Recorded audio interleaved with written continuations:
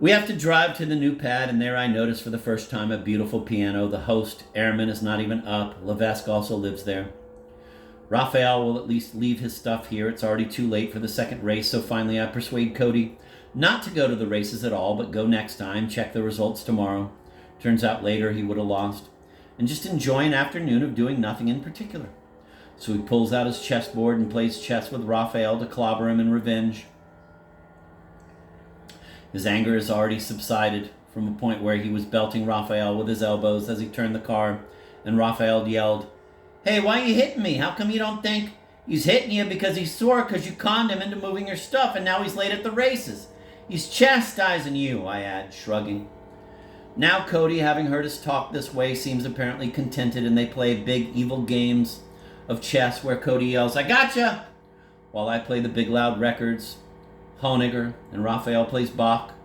What we'll do is just goof, and in fact I make a run for 2 carry cartons of beer. Meanwhile, the host, Airman, who's been sleeping in his room, comes out, watches us a while, and goes back to bed. He doesn't care. He's got all that music blasting for him. It's Raphael's records, Requiems, Wagner. I jump up and play Thelonious Monk. "It's ridiculous," yells Raphael, examining his hopeless chess position. Then later, "Pomeroy, you won't let me finish the end game. You keep pulling the checks off the set. Put them back. Whack!" And Cody is plunging chess pieces on and off the board so fast, I suddenly wonder if he is Melville's confidence man, playing fabulously secretive, earnest chess.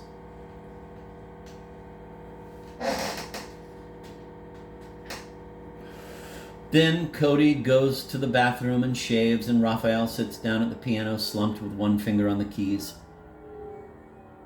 He starts hitting one note, then 2, and back to 1. Finally, he starts to play a melody, a beautiful melody that nobody heard before, though Cody, razor to chin, claimed it was, quote, Isle of Capri, end of quote. Raphael starts to lay down brooding fingers on chords.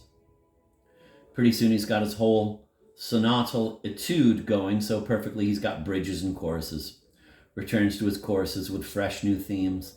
Amazing how he'll suddenly plink up the perfect note cry to resume his Italian lovebird song. Sinatra, Mario Lanza, Caruso all sing that bird pure note of cello-like sadness, as is seen in the sad Madonnas, their appeal. Raphael's appeal is like Chopin. Soft, understanding fingers laid intelligently to a keyboard. I turn from the window where I'm standing and stare at Raphael playing, thinking, this is his first sonata. I notice everybody quietly is listening, Cody in the bathroom and old John Ehrman in the bed, staring at the ceiling. Raphael plays only the white keys, as though in a previous lifetime maybe, besides Chopin. He might have been an obscure organist in a belfry playing an early Gothic organ without minor notes. Because he does whatever he wants with his major white notes and produces indescribably beautiful melodies that keep getting more tragic and heartbreaking. He's a pure bird singing. He said it himself. I felt like a little bird singing, and he said it so shiningly. Finally, by the window as I listen, every note perfect, and it's the first time in his life on the piano before serious listeners like the music master in the bedroom. It gets so sad. The song's too beautiful, as pure as his utterances, showing his mouth's as clean as his hand, his tongue as pure as his hand, so that his hand knows where to go for song. A troubadour, an early Renaissance troubadour, playing a guitar for the ladies, making them weep. He has me weep too. Tears come into my eyes to hear it. And I think how long ago it was I stood by a window when I was a music master in Pierluigi and discovered a new genius of music. I really have such grandiose thoughts, meaning in previous rebirth. I and Raphael, the new pianist genius. Behind the drapes of all Italy wept the rose, and the moon shined on the lovebird.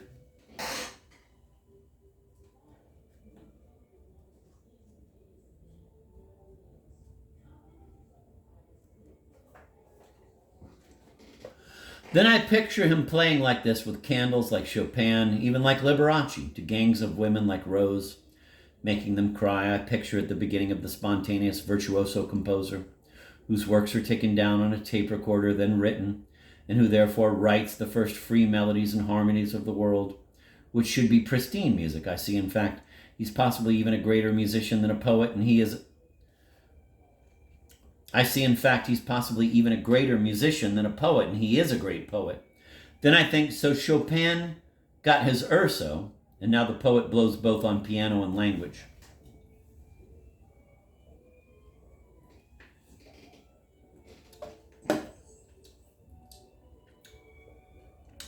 I tell all this to Raphael, who doesn't hardly believe it. He plays another tune just as beautiful as the first anyway.